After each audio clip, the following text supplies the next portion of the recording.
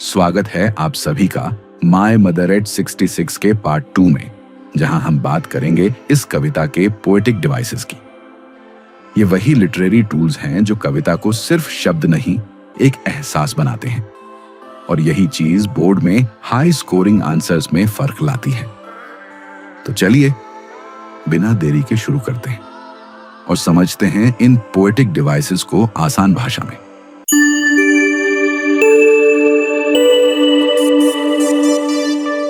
Simile, her face ashen like that of a corpse. यहाँ माँ के चेहरे की तुलना एक शव के चेहरे से की गई है। लाइक शब्द इस तुलना को उपमा सिमिले बनाता है। यह पंक्ति माँ की बढ़ती उम्र और जीवन के अंत की ओर बढ़ते उसके चेहरे की बेरंग और निर्जीव स्थिति को दर्शाती है। यह एक बहुत गहरा और दर्द भरा बिंब इमेज उत्पन्न करता है जो दर्शक को भावनात्मक रूप से जोड़ता है। When pale as a late winter's moon, यहाँ माँ के चेहरे को ठंडी सर्दियों के चाँद से तुलना की गई है। देर की सर्दी का चाँद धुंधला, ठंडा और चमकहीन होता है, जैसे वृद्धावस्था में इंसान की ऊर्जा धीरे धीरे क्षीण हो जाती है। यह उपमा माँ की कमजोरी और थकान को दर्शाती है।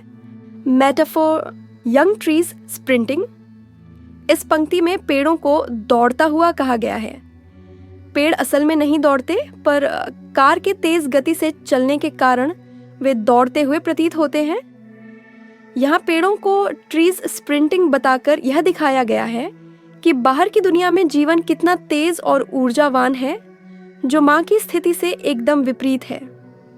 पर्सोनिफिकेशन ट्रीज स्प्रिंटिंग, यहाँ पेड़ों को इंसानी गुण दिया गया है, दौड़ने का। पेड़ निर्जीव होते हैं, लेकिन उन्हें जीवित प्राणी की तरह प्रस्तुत किया गया है। यह पोएटिक डिवाइस उस जीवन के प्रवाह को दिखाता है जो कवयित्री की माँ के जीवन से अब दूर होता जा रहा है। Alliteration, smile and smile and smile, इस पंक्ति में एस ध्वनि की पुनरावृत्ति हो रही है। अलिटरेशन में एक ही कॉन्सोनेंट साउंड बार बार आती है, जिससे कविता में संगीतात्मकता और लय पैदा होती है। यहाँ यह डिवाइस उस जबरन मुस्कान को दर्शाती है जो कवयित्री अपनी माँ से विदा लेते हुए दिखा रही है, एक मुस्कान जो उसके भीतर के डर और दुख को छिपा रही है। Repetition, smile and smile and smile, इस पंक्ति में स्माइल शब्द को 3 बार दोहराया गया है। यह रेपिटेशन अलंकार है। इससे यह दर्शाया गया है कि कवयित्री अपनी माँ से दूर होते हुए कितनी बार जबरदस्ती मुस्कुराने की कोशिश कर रही है ताकि अपने डर और भावनाओं को छिपा सके। यह एक गहरी भावनात्मक स्थिति को दर्शाता है। Imagery, her face ashen like that of a corpse, young trees sprinting, children spilling out of their homes, one pale as a late winter's moon। इन पंक्तियों में शब्दों का प्रयोग इस प्रकार किया गया है कि पाठक के मन में सजीव चित्र उभरते हैं। माँ का पीला चेहरा, बाहर के तेज दौड़ते पेड़, खेलते हुए बच्चे, ये सभी दृश्य हमारे सामने एक सिनेमाय अनुभव की तरह आते हैं।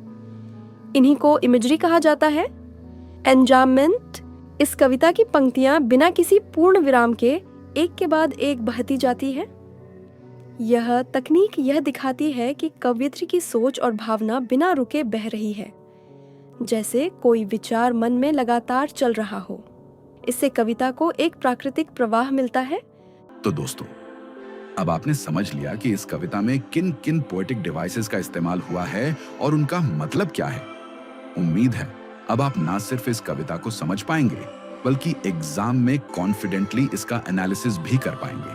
अगर वीडियो पसंद आया हो तो लाइक और शेयर जरूर करना, और लिटरेट भाई चैनल को सब्सक्राइब करना मत भूलना, ताकि आगे आने वाली हर पोएट्री और प्रोज की आसान एक्सप्लेनेशन आप तक सबसे पहले पहुंचे। मिलते हैं अगली वीडियो में। तब तक पढ़ते रहिए, सीखते रहिए।